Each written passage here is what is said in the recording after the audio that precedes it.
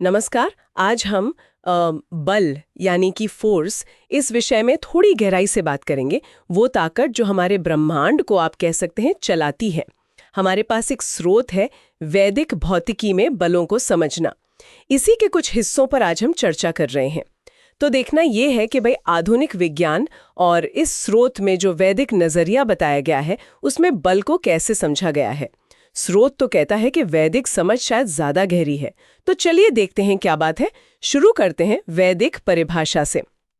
स्रोत में लिखा है बलन कस्मात बलम भरन भवति बिभर्ते। मतलब वो गुण जो किसी चीज को धारण करता है, उसे पोषण देता है, वही बल है। ये सुनने में मतलब काफी अलग है ना। आधुनिक विज्ञान तो वो चार मूल बलों की बात करता है, गुरुत्वाकर्षण, इलेक्ट्रोमैग्नेटिक और वो दो न्यूक्लियर वाले। बिल्कुल। और देखिए, आधुनिक विज्ञान ये तो बताता है कि हाँ, इन चार बलों के अपने अपने वाहक कण हैं, मीडिएटर पार्टिकल जिसे कहते हैं, जैसे फोटॉन है, ग्लूऑन है।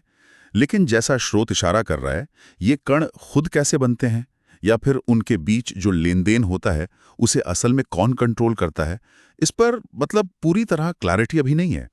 जैसे वो ग्रेविटॉन की बात है, गुरुत्वाकर्षण का वाहक कण, वो तो अभी तक मिला ही नहीं है। अच्छा, तो मतलब आधुनिक मॉडल में कुछ गैप्स हैं, कुछ सवाल हैं अभी। ठीक है, अब आते हैं वैदिक नजरिए पर। जो स्रोत बता रहा है ये 9 तरह के बलों की बात करता है। 9? ये तो बहुत ज्यादा है 4 के मुकाबले। हाँ बिल्कुल, संख्या थोड़ी चौंकाने वाली लग सकती है, पर स्रोत के अनुसार ये 9 बल जो हैं वो ब्रह्मांड के हर लेवल पर काम करते हैं।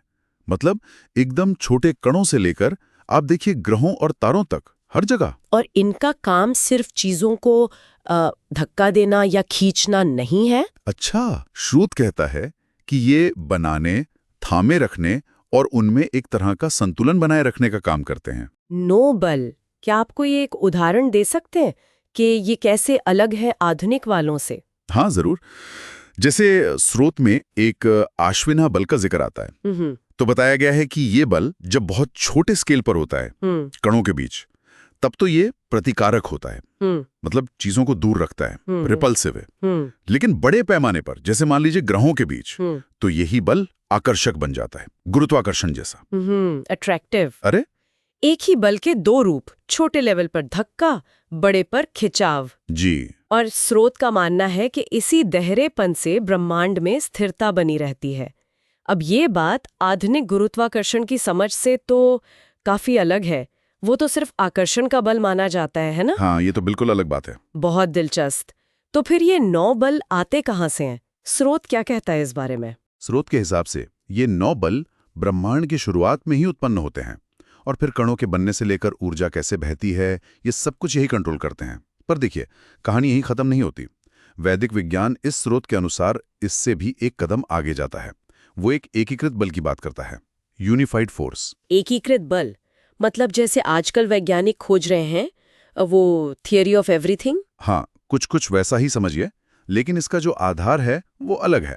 स्रोत कहता है कि ये जो एकीकृत बल है वो असल में सक्रिय मानस तत्व का बल है, एक्टिव मानस तत्व। मानस तत्व, ये क्या चीज है? देखिए, इसे आप एक तरह का मौलिक मन या संभावनाओं का क्षेत्र जैसा कुछ समझ सकती हैं। और एक है वाक तत्व। वाक तत्व, उसे मौलिक वाणी या कंपन कह सकते हैं। तो स्रोत के अनुसार इन दोनों के मिलने से ही ये सक्रिय एकीकृत बल बनता है, और यही बल फिर उन 9 बलों के रूप में हमें दिखाई देता है। 1 मिनट, तो बल का जो मूल स्रोत है वो मन और वाणी जैसे तत्व हैं। ये तो मतलब फिजिक्स से ज्यादा फिलॉसफी जैसी बात लग रही है। हाँ, कह सकते हैं ये भौतिक और आध्यात्मिक का एक तरह का मिश्रण है, जैसा स्रोत बता रहा है। और बात इससे भी गहरी जाती है। इस सक्रिय मानस तत्व के पीछे भी स्रोत के अनुसार एक परम चेतना सत्ता है, सुप्रीम कॉन्शियस एंटिटी। उसकी शक्ति काम करती है। अच्छा। हाँ, ये सत्ता जो है वो काल तत्व यानी कि समय, काला तत्व, उसका इस्तेमाल करके मानस तत्व में एक तरह का स्पंदन, एक वाइब्रेशन पैदा करती है। इस वाइब्रेशन से वो वाक तत्व बनता है, और फिर मानस और वाक मिलकर वो सक्रिय बल पैदा करते हैं जो हर चीज का, हर बल का आधार है। बाप रे, मतलब चेतना और समय, ये मिलकर मन जैसे तत्वों को एक्टिवेट करते हैं, उससे वाणी या कंपन बनता है और उससे बनता है वो अल्टीमेट फोर्स जो फिर 9 अलग-अलग तरह से काम करता है।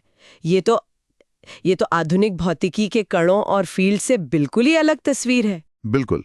स्रोत यही समझाने की कोशिश कर रहा है कि बल सिर्फ बेजान कणों का इंटरेक्शन नहीं है, बल्कि ये चेतना, समय और कुछ मौलिक तत्वों की आपसी क्रिया का नतीजा है। तो जहां आधुनिक विज्ञान ज्यादातर कैसे पर फोकस करता है कि बल काम कैसे करता है, वहीं ये वैदिक नजरिया क्यों और कहां से इस पर ज्यादा जोर देता हुआ लगता है कि बल का मूल स्रोत क्या है। तो अगर हम संक्षेप में देखें, आधुनिक विज्ञान में 4 बल हैं, उनके वाहक कण हैं, पर स्रोत कहता है उनकी पूरी कहानी अभी हमें पता नहीं। दूसरी तरफ स्रोत में जो वैदिक विज्ञान बताया गया है वो 9 बलों की बात करता है, जिनका दोहरा चरित्र भी हो सकता है, और इन सब के पीछे एक ही एकीकृत बल है। हाँ, और वो एकीकृत बल भी जुड़ा है मानस और वाक तत्व से, और वो भी जुड़े हैं चेतना और समय से। एकदम सही। और इसमें सबसे खास बात यह है कि ये नजरिया ब्रह्मांड कैसे चलता है उसमें चेतना को एक सेंट्रल रोल देता है। ये सिर्फ मैटर और एनर्जी की बात नहीं रह जाती।